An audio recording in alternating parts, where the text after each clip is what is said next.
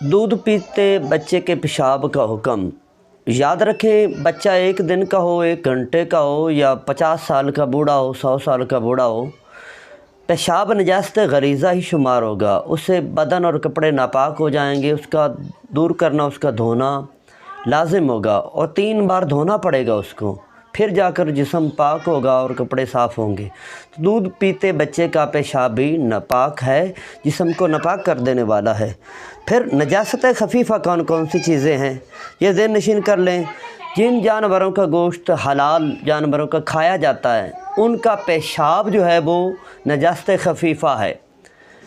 मसलन गाय हो गई, भैंस हो गई, बकरी हो गई, इस जैसे हलाल जानवर जिनका गोश्त खाया जाता है, उनका पेशाब निजासत खफीफ़ा है। बदन के चौथे हिस्से से कम या कपड़े के चौथे हिस्से से कम जिस जगह पर लगा है, तो 1/4 से कम हिस्से पर लगा है तो उसके साथ नमाज हो जाएगी। ये ज़हन नशीन कर लें।